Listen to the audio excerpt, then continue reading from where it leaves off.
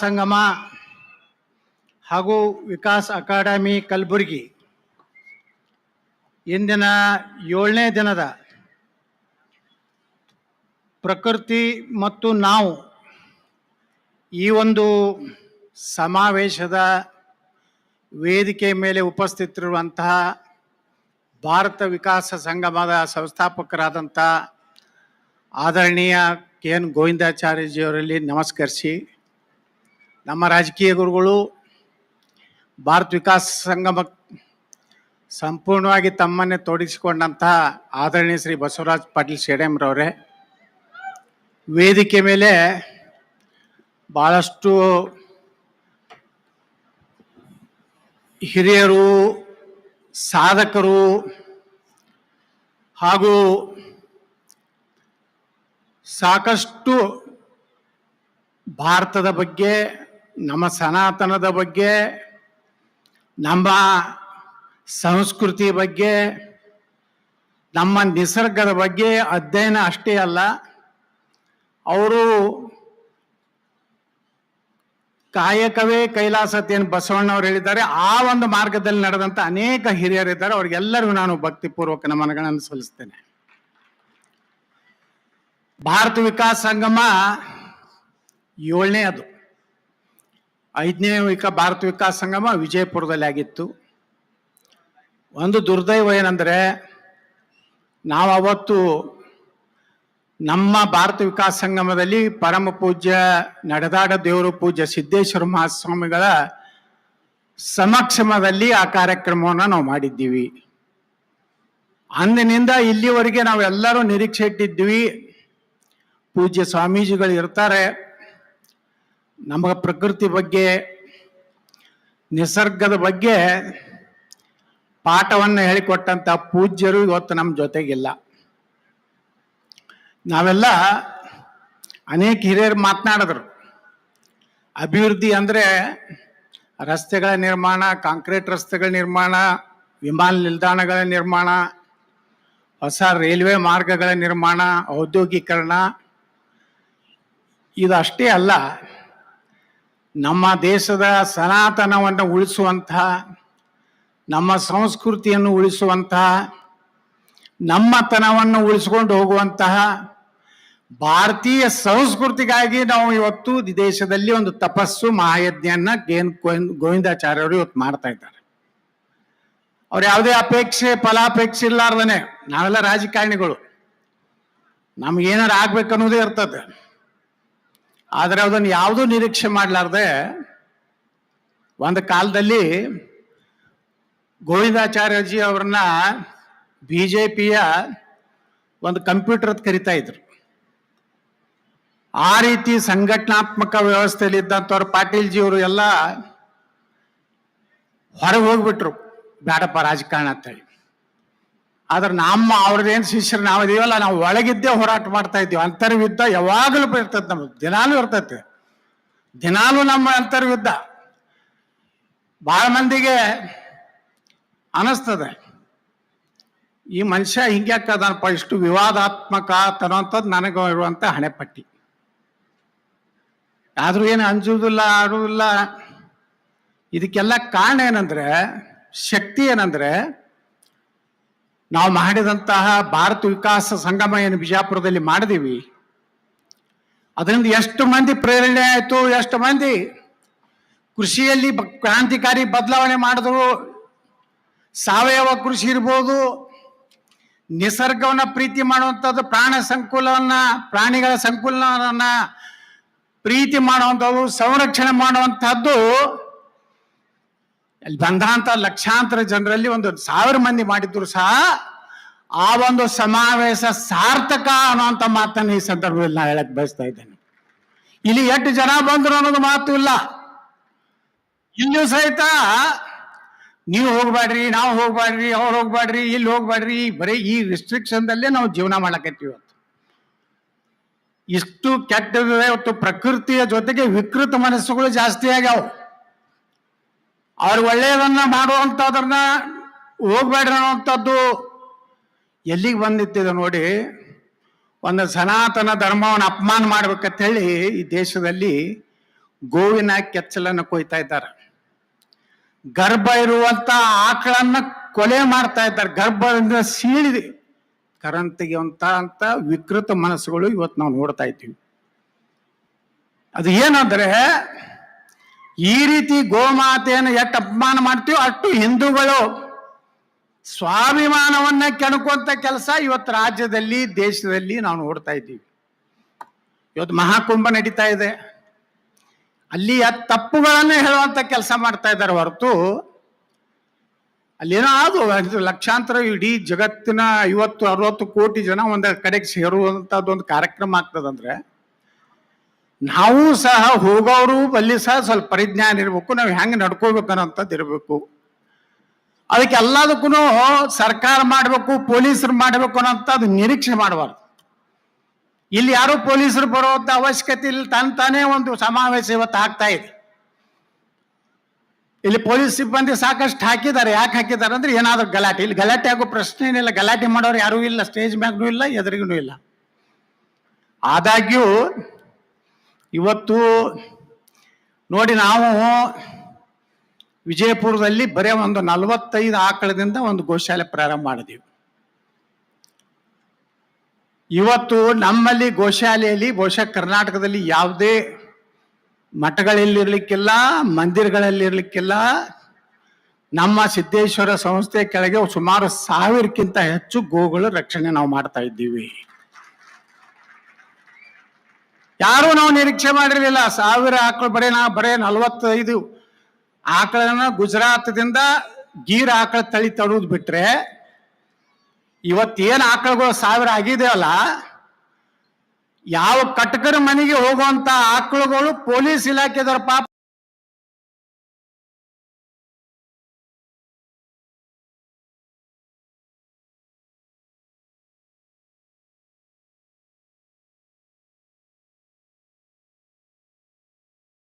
ಈ ಭೂಮಿ ಮೇಲೆ ಇರ್ಲಿಕ್ಕೆ ಅಯೋಗ್ಯರಾಗಿದ್ದೀವಿ ಅಂದ್ರೆ, ನಮ್ಮ ಮನೆ ಕಟ್ತೀವಿ, ಒಂದು ಒಳ್ಳೆ ಕಾರ್ ತಗೊಂಡು ಅದಕ್ಕೆ ಒಳ್ಳೆ ಶೆಡ್ ಕಟ್ತೀವಿ. ಆದ್ರೆ ಒಂದು ಆ ಮನೆ ಮುಂದೆ ಒಂದು ಆಕಳ ಕಟ್ಟಿ ಅದಕ್ಕೊಂದು ಚಂದಾಗಿ ಶೆಡ್ ಪತ್ರೆ ಹಾಕಿ ಇಡುವಂಥದ್ದು ಸಹ ನಮ್ಮಲ್ಲಿ ಹೋಗ್ಬಿಟ್ಟದೆ.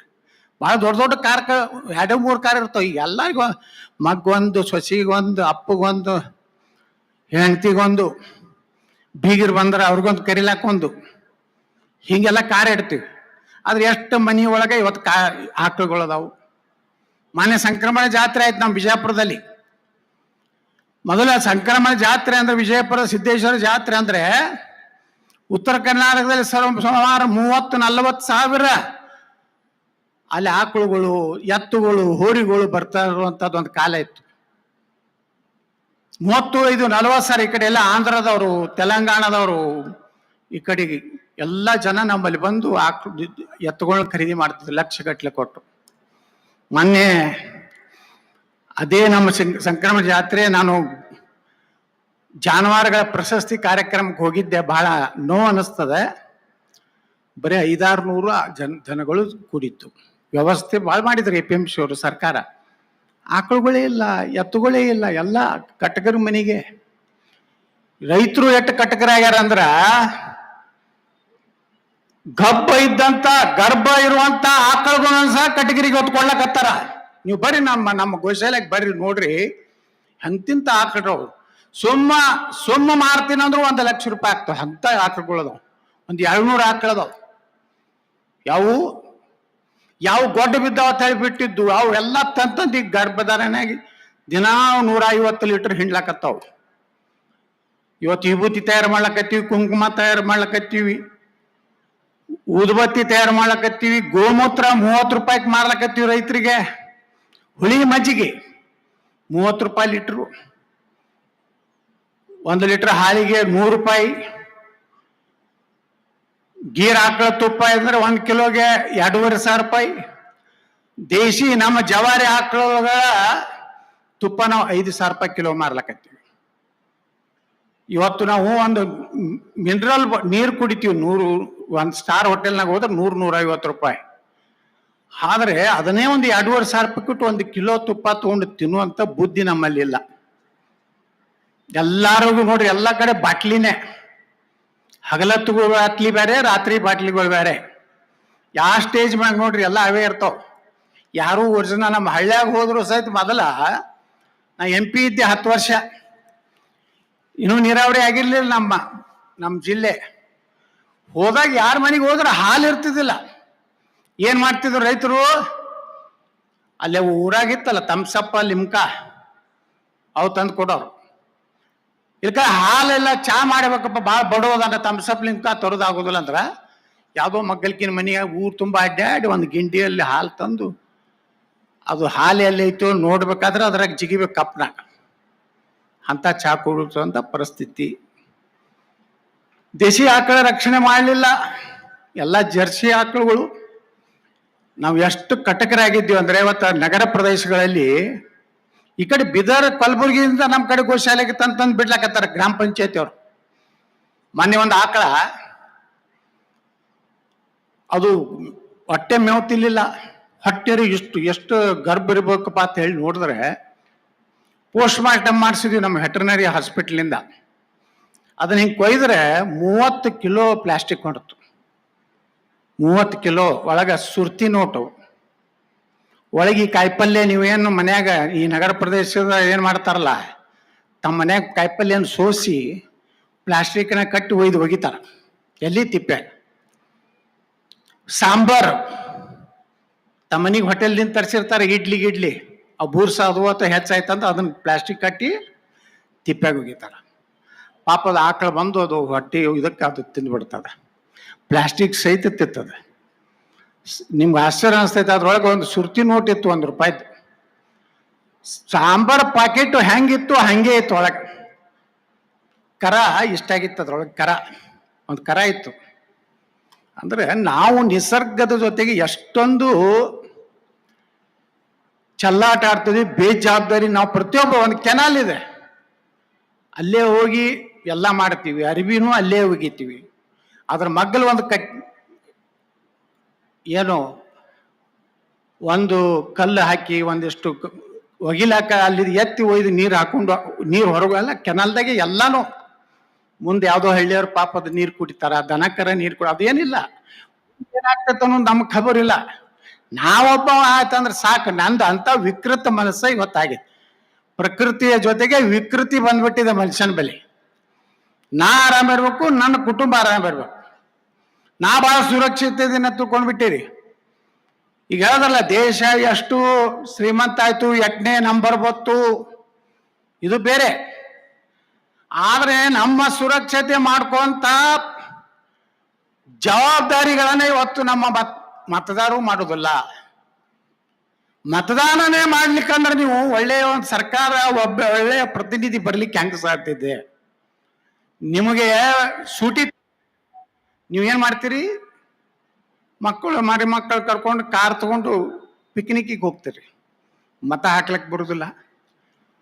ಒಬ್ಬ ಜನಪ್ರತಿನಿಧಿ ಆದವ ಅವ್ ಬಂದು ಕುಣಿಯಲ್ಲಿ ಲೂಟಿ ಮಾಡೋದು ಬಿಟ್ರೆ ಮತ್ತೇನ್ ಮಾಡ್ತಾರೆ? ಏನ್ ಮಾಡ್ತಾರೆ? ನೀವು ಯಾವ ಕಲ್ಯಾಣ ಕರ್ನಾಟಕ ಮಾಡ್ರಿ, ಮತ್ತೊಂದು ಏನೋ ಮಾಡ್ರಿ, ಎಷ್ಟು ಸುಧಾರಣೆ ಆಗೈತಪ್ಪ ನಿಮ್ ಕಲ್ಯಾಣ ಕರ್ನಾಟಕ. ನಾನು ನೋಡ್ತೀನಿ, ಇಲ್ಲೆಲ್ಲ ಚಿಂಚೋಳಿಗೆ ನಾವು ಕಾರ್ಖಾನೆ ಮಾಡೀವಿ ನೋಡ್ರಿ. ಪರಿಸರ ಮಾಲಿನ್ಯ ಮಂಡಳಿ ಹೆಂಗೈತಂದ್ರ ಯಾರು 100ಕ್ಕೆ 100 ಒಳ್ಳೆ ಕೆಲಸ ಮಾಡ್ತಾರ ಅವ್ರಿಗೆ ಬೇಕಾಗಿಲ್ಲ.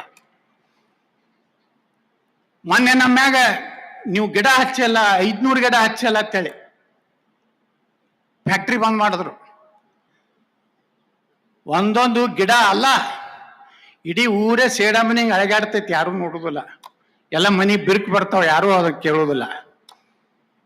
ಸೇಡಮದಾಗ ಏನೈತಿ? ಧೂಳು, ಕ್ಯಾನ್ಸರು. ಮೊನ್ನೆ 17,000 ಗಿಡ ಹಚ್ಚಿಬಿಟ್ಟೆ. ನೋಡು ನೀವು ಏನಾದ್ರು ಎಟ್ಟರ ತಕರಾರು ತೆಗಿತಾರ ಹೇಳಿ. ಇವತ್ತೆಟ್ಟು ಚಿಂಚೋಳಿಯಲ್ಲಿ 17,000 20 ದಿವಸನಾಗ ಹಚ್ಚೀನಿ. ನೋಡೋಣ ಅವ್ರು ಎಷ್ಟದ ಕಾಡ್ತಾರ, ನೋಡೋಣ ಅವ್ರಿಗೆ ಎಷ್ಟದ ಪುಡಾರಿಗಳು ಹೇಳಿ ನನ್ ಕಾಡಿಸ್ತಾರ. ಚಿಂಚೋಳಿ ಈ ರಾಜ್ಯದಲ್ಲಿ ಅತ್ಯಂತ ಹಿಂದುಳಿದ ತಾಲೂಕು. ಯಾರು ಅಭಿವೃದ್ಧಿ ಭಾಳ ಬಾಯಿ ತೆಗೆದ್ರೆ ಅಭಿವೃದ್ಧಿ ಅಂತ ಹೇಳ್ತಾರೆ. ನೋಡಿ, ನಾವು ವಿಜಯಪುರದ ಶಾಸಕ 2018ರಾಗ ಆದಾಗ ಭಾರತ ವಿಕಾಸ ಸಂಗಮ ಆಯ್ತು. ಅವತ್ತಿನೇನ್ರಿ ವಿಜಯಪುರದ ನಾನು ಮಾದರಿ ಮಾಡಬೇಕು ಅಂತ ಹೇಳಿ ಅದನ್ನೇ ಒಂದು ಸಂಕಲ್ಪ ಇಟ್ಟು ಯಾರನ್ನೂ ಕೇರ್ ಮಾಡಲಿಲ್ಲ. ನಾ ಹೇಳಿದೆ ಯಡಿಯೂರಪ್ಪ ಅವ್ರಿಗೆ, ನಿನ್ನ ಮಂತ್ರಿ ಬೇಡ, ನನಗೆ ಅಭಿವೃದ್ಧಿಗೆ ಹಣ ಕೊಡುತ್ತಾರೆ. ನಿನ್ನ ಮಂತ್ರಿ ತಗೊಂಡೆ ನಾ ಗೂಟದ ಕಾರಣ ಪಾಪ ಮೋದಿಯವರ ಗೂಟನೂ ತೆಗೆದು ಬಿಟ್ಟಾರೆ ಮ್ಯಾಗಿಂದು. ಈಗ ಅದನ್ನು ಹೋಗೈತಿ, ಬರೇ ಮಂತ್ರಿ ಆದ್ರೂ ಅದೇನು ಸಿಗುವುದಿಲ್ಲ. ನಾ ಇಷ್ಟು ಡೆವಲಪ್ ಮಾಡಿದೆ ಒಬ್ಬ MLA ಆಗಿ. ಯಾವ ದುಳಾಪುರ ಹತ್ತಿದ್ರು 20 ದಿವ್ಸಕ್ಕೆ ನೀರು ಬರ್ತದ, ಇಲ್ಲಿ ಬಿಸಿಲು ಇಂಥ ಊರು ಟ್ರಾನ್ಸ್ಫರ್ ಅಂದ್ರೆ ಒಂದ್ ರೀತಿ ಯಾರಿಗಾರೆ ಭಾಳ ಅವನು ಬಿಜಾಪುರಕ್ಕೆ ಹಾಕತ್ತಿದ್ರು. ಅವಾಗ ಭಾಳ ಹರಾಡ್ಲಕತ್ತ, ನಾ PSI ನಲ್ಲಿ ಹಾಕು BO ನಲ್ಲಿ ಹಾಕತ್ತ. ಇವತ್ತು ಪ್ರತಿಯೊಂದು ಏರಿಯಾ ಎಲ್ಲಿ ಗಿಡಗಳು ಇರಲಿಲ್ಲ, ಇಡೀ ವಿಜಯಪುರ ನಗರದಲ್ಲಿ 50,000 ಗಿಡ ಹಚ್ಚಿದ ಮೂಲಕ ಕಾಂಕ್ರೀಟ್ ರೋಡು, ಡ್ರೈನೇಜು ಎಲ್ಲ ಮಾಡಿ ಯಾವ ವಿಜಯಪುರ ನಕ್ಷೆಯಲ್ಲಿ ಇರಲಿಲ್ಲ, ಇವತ್ತು ಭಾರತದ 3ನೇ ಒಳ್ಳೆ ಗಾಳಿ ಇರುವಂತ ನಗರ ವಿಜಯಪುರ ನಗರವನ್ನು ಮಾಡಿದೆ. ಒಬ್ಬ ಶಾಸಕ ಮಾಡಲಿಕ್ಕೆ ಸಾಧ್ಯ, ಒಬ್ಬ ಸಾಮಾನ್ಯ ಜನಪ್ರತಿನಿಧಿಗಳಲ್ಲ. ಇವರೆಲ್ಲ ದೇಶಕ್ಕಾಗಿ, ನಮ್ಮ ದೇಶದ ಸಂಪನ್ಮೂಲ ನಿಸರ್ಗ ರಕ್ಷಣೆ ಮಾಡ್ಬೇಕಂತೇಳಿ ತಪಸ್ಸು ಮಾಡುವಂತ ಪುಣ್ಯಾತ್ಮರು. ಅವರು ನಮಗ ಏನ್ ಹೇಳ್ತಾರ ನಾವು ಪಾಲಿಸು ಏನೂ ಇಲ್ಲ. ಪ್ಲಾಸ್ಟಿಕ್ಕು ಅದನ್ನ ಹೆಂಗೆ ನಿರ್ಮೂಲನೆ ಮಾಡಬೇಕು, ಎಷ್ಟು ಸಾಧ್ಯ ಐತಿ ಪ್ಲಾಸ್ಟಿಕ್ನಿಂದ ಮುಕ್ತ ಮಾಡಬೇಕು. ಪ್ಲಾಸ್ಟಿಕ್ಗಾಗಿ ಪ್ರತ್ಯೇಕ ನಮ್ಮಲ್ಲಿ ಇಡುವಂಥ ವ್ಯವಸ್ಥೆ ಮಾಡ್ಕೋಬೇಕು. ಏನಾಗ್ಬಿಟ್ಟಿದೆ, ಪ್ಲಾಸ್ಟಿಕ್ ಎಲ್ಲ ಭೂಮಿಯಲ್ಲಿ ಸೇರಿ ಸೇರಿ ಸೇರಿ ಇವತ್ತು ನೋಡಿ ಕ್ಯಾನ್ಸರ್ ಇದು ಹೆಚ್ಚಾಗ್ತಾ ಇದೆ ಅಂತ ಹೇಳ್ತಾರೆ. ಅಲ್ಲೆಲ್ಲೋ ನಾವು ರಾಜಸ್ಥಾನದಾಗ ಒಂದು ಹಾಸ್ಪಿಟ್ಲ್ ಹೆಸರು ಕೇಳಿದೆ, ಟ್ರೈನ್ ಹೆಸರು. ಆ ಟ್ರೈನ್ ಹೆಸರು ಏನಪ್ಪಾ ಅಂತಂದ್ರೆ, ಪಂಜಾಬದಲ್ಲಿ ಏನು ಈ ಗೋಧಿ ಬೆಳಿತಾರಲ್ಲ ಅಷ್ಟು ಬೆಳಿತಾರೆ, ಗೋಧಿ ಕಣಜ, ಪಂಚ ನದಿಗಳ ನಾಡು ಏನೇನು ಹೇಳ್ತಾರಲ್ಲ, ಅವರೆಲ್ಲ ಕ್ಯಾನ್ಸರ್ ಎಷ್ಟು ಹೈಯೆಸ್ಟ್ ಇದ್ದಂಥದ್ದು ಒಂದು ಟ್ರೈನಿಗೆ ಹೆಸರು. ಯಾಕಂದ್ರೆ ನಾ ರೈಲ್ವೆ ಮಂತ್ರಿ ಇದ್ದಾಗ ಹೇಳಿದ್ರು ಅಲ್ಲಿ ಆಫೀಸರ್, ಸರ್ ಇದ್ರೆ ಟ್ರೈನ್ ಹೈ ಉಸ್ಕಾ ನಾಮ್ ಕ್ಯಾನ್ಸರ್ ಟ್ರೈನ್ ಹೈ. ಅಂದ್ರೆ ಅಲ್ಲಿ ರಾಜಸ್ಥಾನ ಯಾವುದೋ ಒಂದು ಹಾಸ್ಪಿಟ್ಲ್ಗೆ ಹೋಗುದ್ರ ಸಲಗ ಅದು ಟ್ರೈನ್ ಹೆಸರು ಏನಿಟ್ರು ಕ್ಯಾನ್ಸರ್. ಅದಕ್ಕೆ ಬಂಧುಗಳೇ, ಇವತ್ತು ನಾವು ನಿಸರ್ಗ ರಕ್ಷಣೆ ಮಾಡ್ಬೇಕಾದ್ರೆ ನಮ್ಮ ಮನೆಯಿಂದ ಪ್ರಾರಂಭ ಮಾಡಿ. ನಮ್ಮ ಮನೆ ಮುಂದೆ ಒಂದು ಗಿಡ ಹಚ್ಚ್ರಿ, ನಮ್ಮ ಮನೆ ಮುಂದೆ ಒಂದು ಆಕಳ ಕಟ್ರಿ. ಎದಕ್ಕೆದಕ್ಕೂ ಖರ್ಚು ಮಾಡ್ತೀರಿ ರೊಕ್ಕ, ಎದಕ್ಕೆದಕ್ಕೂ ಹಾಳು ಮಾಡ್ತೀರಿ. ನೀವು ನಿಸರ್ಗವನ್ನ ಪೂಜೆ ಮಾಡಿದ್ರೆ, ಅದಕ್ಕೆ ನಮ್ಮ ಹಿರಿಯರು ಚಂದ್ರನ ಪೂಜೆ ಮಾಡಿದ್ರು, ಸೂರ್ಯನ ಪೂಜೆ ಮಾಡಿದ್ರು, ಕಲ್ಲು ಪೂಜೆ ಮಾಡಿದ್ರು, ಮಣ್ಣು ಪೂಜೆ ಮಾಡಿದ್ರು, ಗಿಡ ಪೂಜೆ ಮಾಡಿದ್ರು. ಆದ್ರೆ ಯಾರೋ ಹೊರಗಿನವ್ರು ಬಂದವರು ನಮ್ಮ ಮೂರ್ತಿಗಳನ್ನ ಕೆಡವಿರ್ಬೋದು, ಮುಕ್ಕ ಮಾಡಿರ್ಬೋದು. ಆದ್ರೆ ಸೂರ್ಯಾಗ ಏನಾರು ಮಾಡ್ಲಿಕ್ಕೆ ಆಗ್ತತೆ ನಾ ಮಕ್ಕಳಿಗೆ? ಚಂದ್ರಿಗೆ ಏನಾರು ಮಾಡ್ಲಿಕ್ಕೆ ಏನಾರು ಆಗ್ತತೆ? ಅಂದ್ರೆ ನಿಸರ್ಗದ ಮೇಲಿನ ಅತ್ಯಾಚಾರ, ನಿಸರ್ಗ ಉಳಿದ್ರೆ ನಾವು ಉಳಿತೀವನಂತ ಕಲ್ಪನೆ ನಾವು ಬರ್ಬೇಕು. ಇವತ್ತು ಹೇಳಿದ್ರು ಬಸವರಾಜ್ ಪಾಟೀಲ್ಜಿಯವರು, ಕೈ ಮುಗಿದು ಕೇಳ್ಕೊಂಡ್ರು, ರಕ್ಷಣೆ ಮಾಡ್ರಪ್ಪ, ಗಿಡಗಳನ್ನ ನೆಡ್ರಿ. ನಾವು ಮಾಡ್ಬೇಕು. ನಾವು ವಿಜಯಪುರದಲ್ಲಿ ಮಾಡಿವಂದ್ರೆ ಒಂದು ಪ್ರಯೋಗ, ಒಂದು ನಗರವನ್ನು ಬದಲಾವಣೆ ಮಾಡ್ಬೋದು ಅಂತ ಹೇಳಿ ನಾವು ಸಣ್ಣ ಪ್ರಯೋಗ. ನಮ್ದೇನು ಭಾಳ, ಈಗ ಅವ್ರು ಮೇಡಮ್ ಅವರು ಸುಮಾರು 35 ಲಕ್ಷಕ್ಕಿಂತ ಹೆಚ್ಚು ವೃಕ್ಷಗಳನ್ನ, ಎಂತಿಂಥವ್ರು ಸಾಧಕರು ಬಂದಾರ ನೋಡ್ರಿ. 7-8 ದಿವಸದೇನು ಕಾರ್ಯಕ್ರಮ ಇದೆ. ನೀವು ಅಂಥವ್ರ ಭಾಷಣವನ್ನ ಎಲ್ಲೋ ಟೈಮ್ ಪಾಸ್ ಮಾಡ್ತಿರ್ತೀರಿ, ಯಾರೋ ಹೇಳ್ಯಾರ ಅಂತೇಳಿ ಅವರೆಲ್ಲರೂ ನೋಡಿದ್ರೆ ನಮ್ಗೆ ನಾಳೆ ನಮ್ಮ ಕುರ್ಚಿ ಸಿಗುದಿಲ್ಲ, ಸೀಟ್ ಸಿಗುದಿಲ್ಲ ಅಂತೇನು ನೀವು ಮಾಡಿರಲ್ಲ. ಹಿಂಗಾಗಿ ನೀವೇನು ಸಾಧನೆ ಮಾಡೋದಿಲ್ಲ. ಯಾವುದು ಒಳ್ಳೇದು ಇರ್ತದಲ್ಲ ಅದನ್ನ ಸತ್ಯವನ್ನ ಸಮರ್ಥನೆ ಮಾಡುವಂತ ಸಮಾಜ ನಿರ್ಮಾಣ ಆದಾಗ ಮಾತ್ರ ಭಾರತ ಸುಧಾರಣೆ ಆಗ್ಲಿಕ್ಕೆ ಸಾಧ್ಯತೆ. ನೀವು ಸತ್ಯನೇ ಬೇಕಾಗಿಲ್ಲ, ಬರೇ ಎಲ್ಲ ಪಾಲಿಸಿ ಎಲ್ಲನ ಮುಂಜಾನೆಗಳನ್ನು ಹೊಗಳದು ಬಿಟ್ರೆ ಸಮಾಜದಲ್ಲಿ ಅಂತ ಕಟಕಿದ್ರು ಅವನು ಹೊಗಳದು, ಅವ್ ಮಾಡುವ ಎಲ್ಲ ನೀಚ ಕೆಲಸಗಳಿಗೆ ಬೆಂಬಲ ಕೊಡೋದು.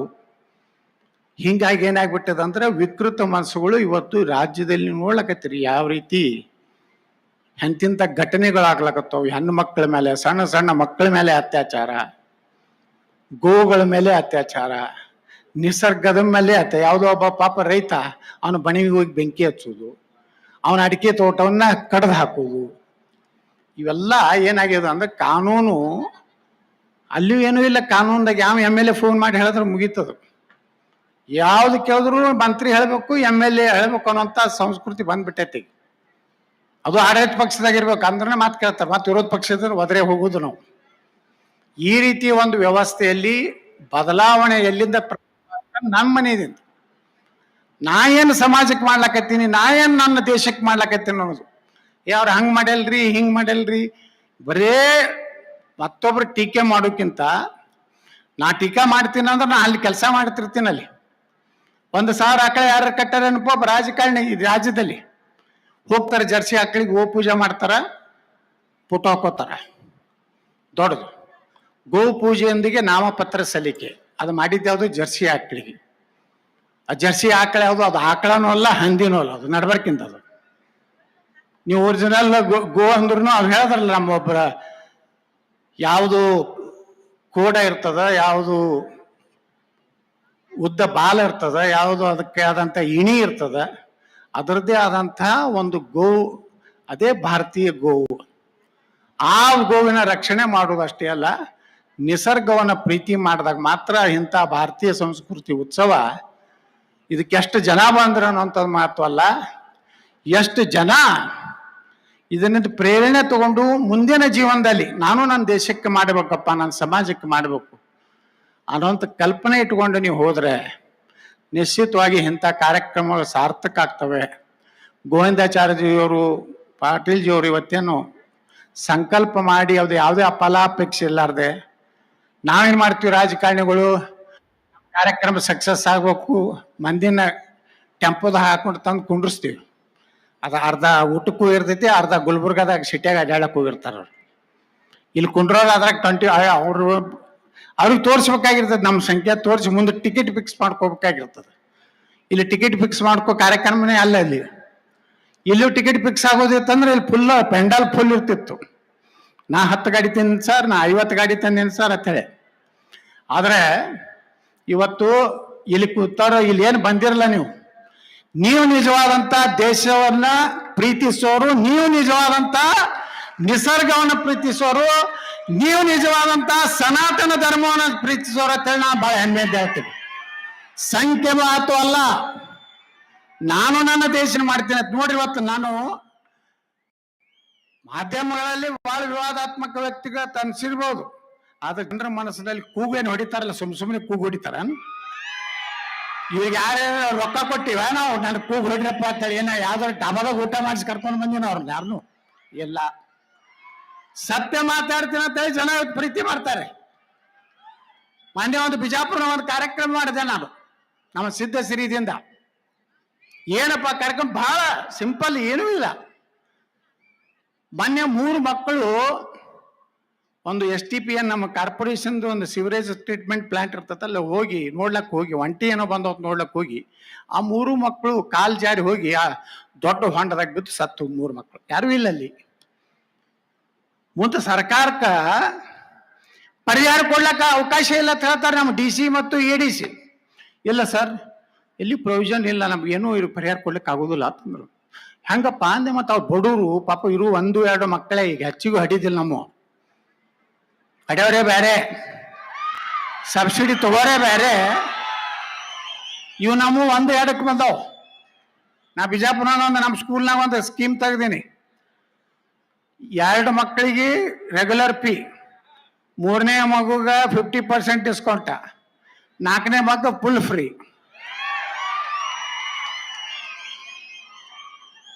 ಇದನ್ನೇನು ವಿಚಾರ ಮಾಡಿ ನಾನು ಅಲ್ಲಿ ಒಬ್ಬ ತಳವಾರ ಅಂತೇಳಿ ಒಬ್ಬ ಒಳ್ಳೆ ಶಿಕ್ಷಣಾಧಿಕಾರಿ ಇತ್ತು ನಮ್ಮ BO ಬಿಜಾಪುರ ಸಿಟಿದು. ಸರ್ ಇದಕ್ಕೊಂದು ಏನಾದ್ರು ಪರಿಹಾರ ಮಾಡ್ಬೇಕು, ಏನು ಮಾಡ್ಬೇಕು ಹೇಳತ್ತಂದೆ. ಏನಿಲ್ಲ ಸರ್, ನಾನು ಇನ್ಶೂರೆನ್ಸ್ ಬಗ್ಗೆ ಮಾಡ್ಬೋದು, ಎಷ್ಟಾಗ್ತೈತೆ ಹೇಳತ್ತಾಳೆ. ಪಾಪ SBI ಲೈಫ್ ಇನ್ಶೂರೆನ್ಸ್ ಜೊತೆಗೆ ಒಂದು ಮೀಟಿಂಗ್ ಮಾಡಿದ್ವಿ ನಾವು, ಎಜುಕೇಷನ್ ಡಿಪಾರ್ಟ್ಮೆಂಟ್ ಅವರು, ನಾವೊಬ್ಬ MLA ಆಗಿ ಮತ್ತು SBI ಲೈಫ್ ಇನ್ಶೂರೆನ್ಸ್ ಮಾಡಿ, ವರ್ಷಕ್ಕೆ ಒಂದು ಮಗು ಏನಾದರೂ ಅನಾಹುತ ಆಯಿತು ನಮ್ಮ ನಗರದಲ್ಲಿ, ಆ ಮಗುವಿಗೆ ಏನೋ ಮುಳುಗಡಿದಾಯ್ತು, ಯಾವುದೋ ಆಕ್ಸಿಡೆಂಟ್ನಾಗ ಅಪಘಾತ ಆಗಿ ಏನೋ ಅನಾಹುತ ಆಯ್ತಂದ್ರೆ 2 ಲಕ್ಷ ರೂಪಾಯಿ. ಯಾವುದೋ ದೊಡ್ಡ ರೋಗ ಬಂದು ಕಾಲು ಮುರಿದು ಏನಾದರೂ ಟ್ರೀಟ್ಮೆಂಟ್ ಬೇಕಾಯ್ತಂತ 1 ಲಕ್ಷ ರೂಪಾಯಿ. ಇಡೀ ವಿಜಯಪುರದಲ್ಲಿ ಸರ್ಕಾರಿ ಪ್ರಾಥಮಿಕ ಶಾಲೆ 15,992 ಮಂದಿ ಇನ್ಶೂರೆನ್ಸ್ ಮಾಡಿಬಿಟ್ಟೆ. ಇದು ದೇಶದಲ್ಲಿ ಯಾರು ಮಾಡಿರಲಿಲ್ಲ, ಬಹಳ ಸಣ್ಣ ಕೆಲಸ. ಮುಂದೆ ಅನುದಾನ ರೈತದವರು ಅವರೆಲ್ಲ ಬಂದರು, ನಮ್ಮದು ಮಾಡ್ರಿ. ನಿಮ್ಮದು ಎಷ್ಟಾಯ್ತಪ್ಪ ಅಂದ್ರೆ 30,000 ಮಕ್ಕಳಿಗೆ ವಿಜಯಪುರ ಸಿಟಿಯಲ್ಲಿ ನಾನು ಸಂಪೂರ್ಣ ಜೀವ ವಿಮಾ ಮಾಡೀನಿ. ಇವತ್ತು ನಮ್ಮ ಕಾರಿಗೆ ಜೀವ ವಿಮಾ ಇರ್ತದ, ಅದು ನಾವೇ ಇಟ್ಕೋದಿಲ್ಲ. ಈಗ ನಮ್ಮ ಮಕ್ಕಳಿಗೆ ಸಹಿತ ಜೀವ ವಿಮೆ ಮಾಡೋದು ಭಾಳ ಸಣ್ಣ ಇದೇಂದು ಇಲ್ರಿ, ಭಾಳ ಅದ್ಭುತ ಕೆಲಸ ಮಾಡಿದ್ರೆ ಅದಕ್ಕೆ ನಾನು ನಿರ್ಣಯ ಮಾಡೀನಿ, ಸಿದ್ದೇಶ್ವರಿ ಫ್ಯಾಕ್ಟ್ರಿ ಏನಿದೆ ಚಾಲು ಮಾಡ್ತೀವಿ. ಇವ್ರು ಏನು ಬೇಕಾದ್ಲಾಗ ಹೊಡೆದ್ರು ನಾವೆಲ್ಲ ಕಾನೂನು ಪ್ರಕಾರ ಎಲ್ಲ ಪಾಲಿಸೀವಿ. ಇಲ್ಲಿ ಶೀಘ್ರದಲ್ಲಿ ಪ್ರಾರಂಭ ಮಾಡ್ತೀವಿ. 370 ಹಳ್ಳಿ ಬರ್ತಾವ ನಮಗೆ. ಆ 370 ಹಳ್ಳಿ ಎಲ್ಲ ಪ್ರಾಥಮಿಕ ಸರ್ಕಾರಿ ಪ್ರಾಥಮಿಕ ಶಾಲೆ ಇನ್ಶೂರೆನ್ಸ್ ಅನ್ನ ಸಿದ್ದೇಶ್ವರಿ ನಾವು ಮಾಡ್ತೀವಿ. ಹೆಂಗ ಅಭಿವೃದ್ಧಿ ಹೆಂಗ್ ಮಾಡ್ಬೇಕು ಅನ್ನೋಂಥದ್ದು ಈ ಭಾಗದ ಜನಪ್ರತಿನಿಧಿಗಳಿಗೆ ಒಂದು ಪಾಠ ಕಲಿಸೇ ಹೋಗ್ತೀನಿ. ನಾನು ಎಲ್ಲಿ ಬಂದೆ ಅಂದ್ರೆ ಒಂದು ಕೆಲಸ ಮಾಡೇ ಹೋಗ್ತೀನಿ. ಅದಕ್ಕೆ ಇವತ್ತು ಭಾರತೀಯ ಸಂಸ್ಕೃತಿಯನ್ನು ಬಸವರಾಜ್ ಪಾಟೀಲ್ಜಿಯವರು ಗೋವಿಂದಾಚಾರ್ಯ ಮಾಡ್ಯಾರ. ಈ ಭಾಗದ ಜನರ ಭವಿಷ್ಯ ಸಲುವಾಗಿ ಮಾಡ್ಯಾರ. ಇದನ್ನು ತಿಳ್ಕೊರಿ. ನನಗೆ ಕರೆದೇ ಇಲ್ಲ, ನನ್ನ ಇದ್ರಾಗ ಕಾರ್ಡ್ನಾಗ ಹೆಸರು ಹಾಕಿಲ್ಲ, ನನಗೆ ಹೇಳಿದ್ರು ಬರ್ತಿದ್ದೆ. ನಾ 50 ಗಾಡಿ ತೊಗೊಂಡು ಬರ್ತಿದ್ದೆ. ಈಗೂ ಏನಾಗಿಲ್ಲ. ಏನೋ 8 ದಿವಸ ಐತ್ರಿದು, 7ನೇ ತಾರೀಕು ತನ ಐತಿ. ಇನ್ನೂ ಎಲ್ಲಾನು ನಿಮ್ಮ ಹಳ್ಳಿದಿಂದ ಕರ್ಕೊಂಡು ಬರ್ರಿ, ಒಂದು ಗಾಡಿ ಮಾಡ್ರಿ. ಒಂದು ಗಾಡಿ ಏನು ದೊಡ್ಡದಲ್ಲ, ಎಲ್ಲೋ ಹಾಳು ಮಾಡ್ತಿರು ಕರೆದು ಇಂಥದ್ದು ಒಂದು ಪುಣ್ಯದ ಕೆಲಸ ಇದು ಮಾಡ್ಲಕತ್ತಿದ್ ಪಾಟೀಲ್ಜಿಯವರು. ಸಾಮಾನ್ಯ ಯಾರೂ ಮಾಡೋದಿಲ್ಲ. ಎಲ್ಲ ರಾಜಕಾರಣಿಗಳು ಮಾಡುವುದು ತಮ್ಮ ಓಟಿಗಾಗಿ ದೊಡ್ಡ ಸ್ಟೇಜ್ ಹೊಡೆದು ಪೆಂಡಾಲ್ ಹೊಡೆದು ನಿಮ್ಗೆ ಮುಂದೆ ಕೂತು ಭಾಷಣ ಏನು ಹೊಡಿತಾರಲ್ಲ, ಭಾಷಣದಾಗ ಕೇಳ್ಬೇಕು ಅವ್ರು. ನಾ ರೈತನ ಮಗ ಅತ್ತಾರ, ನಾ ಅವ್ರಿಗೆ ಹುಟ್ಟಿನ ಅತ್ತಾರ, ಏನೂ ಮಾಡೋದಿಲ್ಲ. ಎಲ್ಲ ಹೋಗಿ ಇಲ್ಲಿ ನಿಮ್ಮ ಕಡೆಯಿಂದ ಎಲ್ಲ ತಿತ್ತಾರ. ದುಬೈ ಕುವೈತ್ ಇದ್ರಾಗ ಆಸ್ತಿ ಮಾಡ್ತಾರೆ. ಎದಕ್ಕೆ ಮಾಡ್ತಿರಪ್ಪ ಮಕ್ಕಳೇ? ಅಲ್ಲಿ ಆಸ್ತಿ ಚಿಂಚೋಳಿಯಾಗ ಮಾಡ್ರಿ, ಸೇಡಮ್ದಾಗ ಮಾಡ್ರಿ, ನಮ್ಮ ಯಾದಗಿರಿದಾಗ ಮಾಡ್ರಿ, ಅಲ್ಲೂ ಮಾಡೋದಿಲ್ಲ. ಇಲ್ಲಿ ಆದ್ರೆ ಕಣ್ಣಿಗೆ ಬೀಳ್ತೈತಿ ನಿಮ್ಗೆ. ಮುಂದಿನ ಸಲ ನೀವು ಹೋಟಿಗೆ ರೇಟ್ ಹೆಚ್ಚು ಮಾಡ್ತೀರಿ. ನೀವು ಏನು ಹಗರದಿರ ಇಟ್ಟು ಮಾಡ್ಯಾನಂದ್ರೆ ಪಾಶ್ಯ ಕೊಟ್ಟಾನ, ಪಾಶ್ಯ ಪಡ್ತಾರ ಆಗೋದಿಲ್ರಿ. ಎಲ್ಲ 2,500 ರೂಪಾಯಿ ಬೇಕತ್ತೀರಿ. ಯಾಕಂದ್ರೆ ಕಲ್ಯಾಣ ಕರ್ನಾಟಕ ಅಭಿವೃದ್ಧಿಗೆ 5,000 ಕೋಟಿ ರೂಪಾಯಿ ಐತಿ. ಒಂದು MLA 100 ಕೋಟಿ ರೂಪಾಯಿ ಬರ್ತೈತೆ. ಒಬ್ರು ಹೇಳಿದ್ರು ಮನೆ MLA, ನಾಂದೇ ಮುಂಬೈ ಕರ್ನಾಟಕದಾಗ ಏನೂ ಕೊಡೋದಿಲ್ಲ, ಇದೇನು ಚನಿ ಹೊಡೆದು ಎಲ್ಲಿ ಭಾಳ ಆರಾಮಿದ್ದೀರಿ ಗೌಡ್ರ ನಾವು ಅಂತಂದ್ರು. ಹಿಂಗೈತಿ ಪರಿಸ್ಥಿತಿ. ತಿಳ್ಕೋರಿ. ಮುಂದಿನ ಭವಿಷ್ಯ ಇವತ್ತೇನು ಮಾಡ್ಲಕತ್ತಾರ. ಇವತ್ತು ನಮ್ಮ ನಿತಿನ್ ಗಡ್ಕರಿ ಅವ್ರು ಬರ್ಬೇಕಾಗಿತ್ತು. ಇವತ್ತು ಆ ಪುಣ್ಯಾತ್ಮ ಎಂಥ ಕೆಲಸ ಮಾಡ್ಲಕತ್ತಾರ ದೇಶನಾಗ. ನಾ ಸೋಲಾಪುರ ಬಿಜಾಪುರದ 4 ಲೈನ್ ಉದ್ಘಾಟನೆ ಹೋದಾಗ ನಿತಿನ್ ಗಡ್ಕರಿ ಭಾಷಣ ಕೇಳಿದೆ. ಅದ್ಭುತ ವ್ಯಕ್ತಿ. ಅವ್ರು ಹೇಳಿದ್ರು 4 ಲೈನ್ ಅದ್ರ ಪಕ್ಕದಲ್ಲಿ ಏನು ನೀರು ಬೀಳ್ತೈತೆ ರೋಡ್ ಮ್ಯಾಗ, ಅದನ್ನು ಪೂರ್ತಿ ಅದಕ್ಕೆ ಕೆನಾಲ್ ಮಾಡಿ ಸಮೀಪ ಎಲ್ಲಿ ಕೆರಿ ಅದೋ ಅದಕ್ಕೂ ಇದು ಕನೆಕ್ಟ್ ಮಾಡೋದು, ಎಲ್ಲ ಗಿಡಗಳು ಹಚ್ಚೋದು. ನಮ್ಮಲ್ಲಿ ದೊಡ್ಡ ದೊಡ್ಡ ಗಿಡ ಇದ್ವು ಆ ಹೈವೇಕ್, ಅವತ್ತನ್ನ ಹಡ್ಡಿ ಸೈಡ್ದಾಗ ಹೋಗಿ ಹಚ್ಚೋದು. ಒಂದು 50% ಮತ್ತು ಅವು ಜೀವಂತ ಅದು. ಇದು ನಿಸರ್ಗ. ಒಬ್ಬ ರಾಜಕಾರಣಿ ಮನಸ್ಸು ಮಾಡಿದ್ರೆ ಇವತ್ತು ನೋಡ್ರಿ ಪರಿಸರ. ಇವತ್ತು ನಿತಿನ್ ಗಡ್ಕರಿ ಅವ್ರು ಬಂದ ಮೇಲೆ ಈ ರೈತರಿಗೆ ಕಬ್ಬಿನಿಂದ ಇಥನಾಲ್ ತೆಗೆಯುವಂಥ ಹೊಸ ಟೆಕ್ನಾಲಜಿ ಕೊಟ್ಟಾರೆ ಇವತ್ತು ನಿತಿನ್ ಗಡ್ಕರಿ. ಇವತ್ತು ರೈತರಿಗೆ 2,500-3,000 ರೂಪಾಯಿ ಟ್ಯಾಗ್ ಕೊಡ್ಲಕತ್ತಾರ ಕಬ್ಬಿನ ಫ್ಯಾಕ್ಟ್ರಿ ಅವರು. ಇಥನಾಲ್ ಇವತ್ತು ನೋಡ್ರಿ ನಮ್ದು ಚಿಂಚೋಳಿದ 4.5 ಲಕ್ಷ ಲೀಟರ್ ಪ್ರತಿ ದಿವಸ ನಾವು ಉತ್ಪಾದನೆ ಮಾಡ್ತೀವಿ. ಏನೋ ಇಥನಾಲ್ ನಾವು ಸಕ್ರೆ ಮಾಡೋದಿಲ್ಲ, ಡೈರೆಕ್ಟ್ ಇಥನಾಲ್ ಮಾಡ್ತೀವಿ ನಾವು. ಪರಿಸರ ರಕ್ಷಣೆ ಆಯಿತು, ಈ ಧೂಳು ಈ ಹೊಗೆಯಿಂದ ಮುಕ್ತ ಆಯಿತು.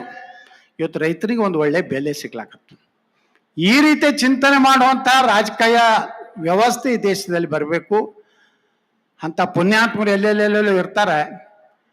ಬಸವರಾಜ್ ಪಾಟೀಲ್ರು ಮನಸ್ಸು ಮಾಡಿದ್ರೆ ಅವಾಗ ಕೇಂದ್ರ ಮಂತ್ರಿ ಆಗ್ಬೋದಾಗಿತ್ತು. ಅವ್ರು ಬಿಟ್ಕೊಟ್ರು ಬಾಬಾಗೌಡರಿಗೆ.